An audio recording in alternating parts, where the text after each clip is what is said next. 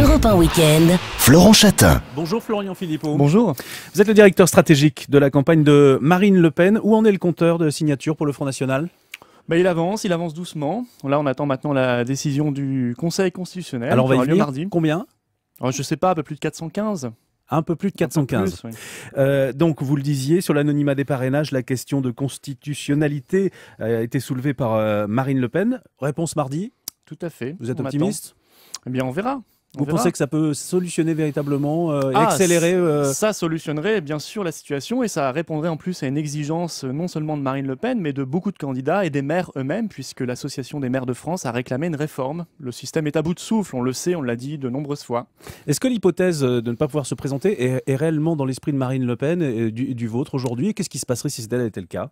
Non, moi écoutez, je refuse d'imaginer cette hypothèse parce que cela signifierait que nous ne sommes plus en République ni en démocratie. Écoutez, si un candidat qui fait une voix sur 5 au premier tour n'était pas là, qu'est-ce que la France pourrait continuer à dire au monde ? Qu'est-ce que la France pourrait continuer à dire à ses propres enfants ? Rien.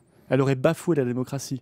Et donc évidemment, moi j'ai été assez choqué quand j'ai entendu certains responsables de l'UMP et du Parti Socialiste nous dire que finalement ce serait pas si grave si une candidate comme Marine Le Pen, qui fait 20% des voix à peu près au premier tour, n'était pas là.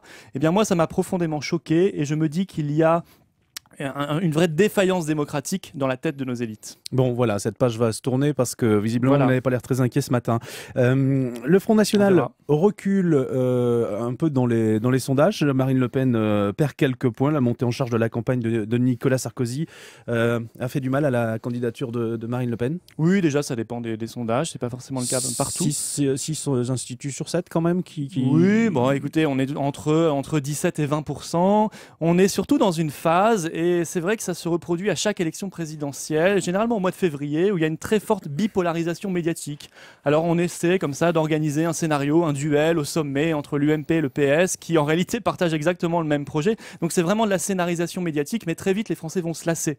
Hier soir, Marine Le Pen, c'est intéressant, était invitée d'un journal télévisé sur une grande chaîne nationale, TF1, et elle a tout de même donné les chiffres du CSA, c'est pas ses propres chiffres. Sur TF1, entre le 1er janvier et le 10 février, elle a eu 3% du temps d'antenne, Nicolas Sarkozy, 43%. 14 fois plus. Donc on voit qu'il y a là l'équité n'est pas respectée, qu'il y a un problème vis-à-vis de la démocratie et du pluralisme démocratique dans les médias, et il est temps que les chaînes de télévision, d'ailleurs nous leur avons écrit, rectifient le tir, parce que cette bipolarisation médiatique, elle ne correspond pas aux aspirations du peuple français qui veut pouvoir avoir le choix. Cette baisse sensible dans les sondages de Marine Le Pen est-elle liée aussi au programme lui-même sur l'euro ? Bruno Gollnisch, par exemple, semblait moins optimiste cette semaine sur son blog. Mercredi, il a signé un billet s'interrogeant, euro, le Front National est-il audible et crédible ? Est-ce que vous êtes audible et crédible sur la sortie de l'euro ? Déjà, je pense que la baisse sensible, c'est quand même dans le rêve de certaines élites, mais je ne la vois pas, moi, dans les chiffres, hein.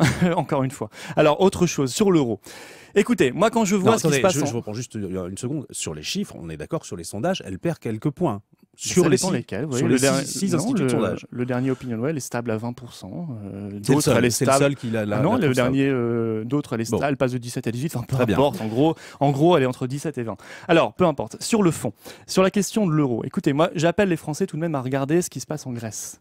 Parce que la situation en Grèce, si elle est aussi dramatique aujourd'hui, c'est pour une raison assez simple. C'est qu'on veut maintenir l'euro, qui est une monnaie morte, qui est une monnaie qui n'est pas viable, qui nous a fait déjà beaucoup de mal, à tout prix. Alors on la maintient à tout prix, pourquoi ? Parce que c'est un dogme absolu de nos élites, qu'ils ne veulent pas remettre en cause, alors que c'est un échec total, puisque depuis 10 ans, la zone euro est la zone du monde qui a la plus faible croissance économique du monde. Est-ce qu'il y a un doute au cœur du Front National et on voit sur cette question ? À refuser de dévaluer l'euro, on dévalue les peuples. Et c'est exactement ce qui se passe en Grèce, où je vous signale qu'on vient de baisser le SMIC de 22%.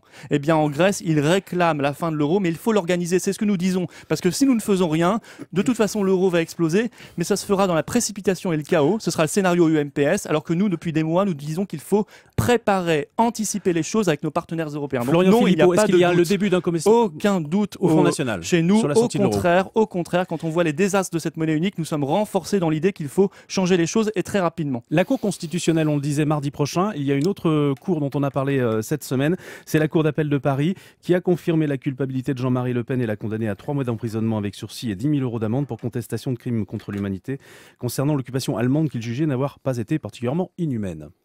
eh bien, il y a un pourvoi en cassation. Donc l'affaire est devant la justice, nous verrons bien. Et pour le reste, il ne vous a pas échappé que la candidate, c'est Marine Le Pen. Si nous devions rappeler toutes les condamnations de l'UMP, du PS et du centre, et il y en a là-bas plusieurs dizaines. Et ça concerne souvent des détournements de fonds, ça concerne la corruption.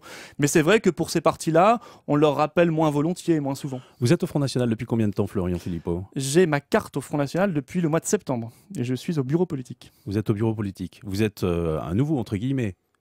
Ah, dans l'histoire du Front National. Oui, si vous voulez, si vous voulez. Même si je travaille avec Marine Le Pen depuis plus de 2 ans et demi. Est-ce que cette condamnation sera une des dernières condamnations avant que le Front National ne tourne la page et change de nom, par exemple?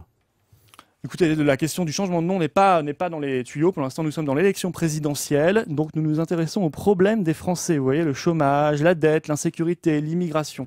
Je sais que ce genre de commentaires intéresse beaucoup les journalistes, mais ça n'intéresse pas du tout les Français. Le Front National ne changera pas de nom. Je ne sais pas s'il changera, mais de toute façon, c'est une décision qui serait forcément collective, prise avec nos adhérents. Marine Le Pen sera demain à Lille. Vous y rendez vous-même Elle y est même aujourd'hui et demain pour notre grande convention nationale qui sera un grand moment et qui se conclura par un grand meeting de Marine Le Pen demain où elle rappellera notamment tous les mensonges et toutes les impostures de Nicolas Sarkozy qui voudrait se présenter aujourd'hui comme un jeune poulain de la politique alors qu'il a un bilan catastrophique et elle présentera son projet, son espérance présidentielle. Directeur stratégique de la campagne de Marine Le Pen. Merci Florian Philippot. Merci à vous.